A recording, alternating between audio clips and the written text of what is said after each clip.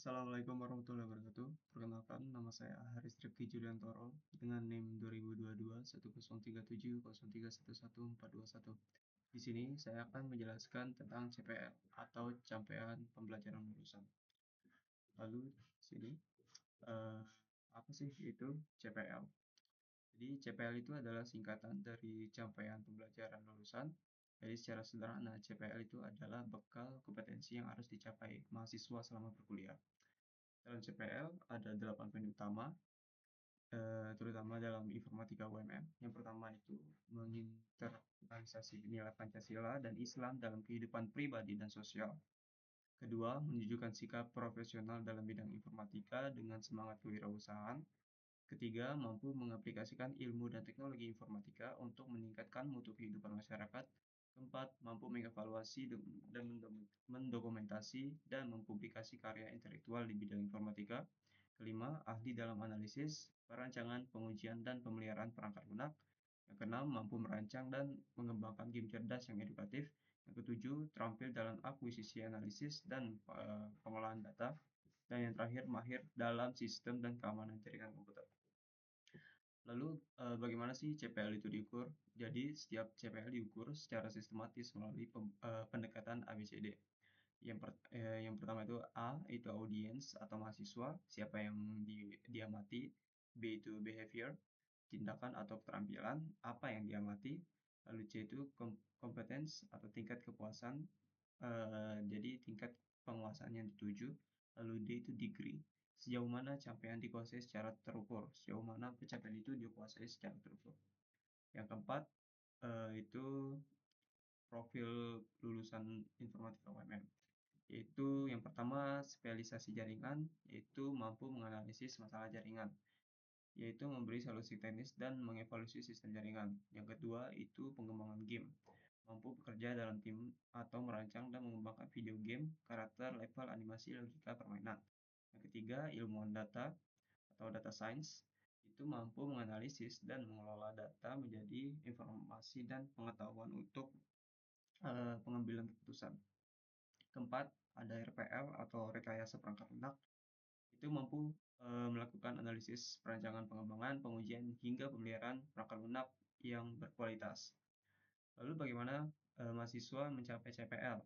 Jadi untuk mencapai CPL, mahasiswa informatika itu perlu yang pertama memprogram mata kuliah sesuai dengan peta jalan CPL. Yang kedua, menyelesaikan asesmen tiap topik sub CPMK. Yang ketiga, memastikan nilai minimal tercapai. Yang keempat, mendapat skor CPL dari nilai kumulatif CPMK. Yang kelima, menerima laporan CPL tiap akhir semester. Lalu mahasiswa akan terus dibimbing untuk mencapai CPL-nya. Jadi informasi ini akan ditemui dari berbagai tahap penting, mulai dari yang pertama itu momen pengenalan studi awal perkuliahan, sesi perwakilan saat penyusun mata kuliah. Lalu yang ketiga itu penjelasan dalam kontrak belajar atau RPS.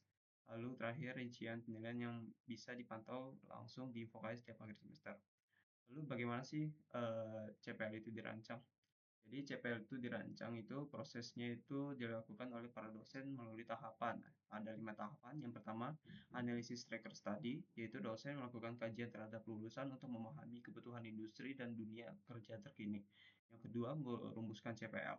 CPL disusun berdasarkan peta pengembangan mutu PMM, Prodi sesuai SNDikti, KKNI, Aptikom, dan pengembangan keilmuan informatika. Yang ketiga, menentukan indikator CPL. Indikator dirancang untuk mengukur keberhasilan CPL sekaligus menjadi dasar penyusunan CPMK. Yang keempat, forum diskusi kurikulum FGD. Jadi CPL dan indikator dikaji bersama dekan atau pakar kurikulum untuk mendapatkan masukan akademik dan profesional. Kelima, penetapan CPL indikator. Semua rumusan disahkan melalui rapat pleno prodi sebagai pedoman resmi implementasi kurikulum. Lalu di sini kita lihat peran dosen dalam implementasi CPL. Setelah CPL ditetapkan, jadi dosen itu berperan untuk yang pertama menyusun RPS dan asesmen berdasarkan CPL yang ditetapkan. Yang kedua, mendorong potensi mahasiswa agar berkembang sesuai tujuan CPL. Yang ketiga, mengukur kemampuan mahasiswa melalui penilaian dan pemberian remedial. Yang keempat, mengakumulasikan nilai sub CPMK menjadi CPMK, lalu menjadi CPL. Dan yang terakhir, sinkronisasi dengan peta jalan prodi untuk memastikan tercapainya terukur. Dari penjelasan di atas, mengapa sih CPL itu penting? Jadi, CPL itu adalah penanda kualitas lulusan informatika UMM. Semakin mahasiswa memahami dan mencapainya, semakin siap mereka menghadapi dunia kerja. Tujuannya adalah mewujudkan lulusan unggul yang tuntas dan terukur dengan strategi pembelajaran efektif agar sub CPMK dan CPL tercapai maksimal.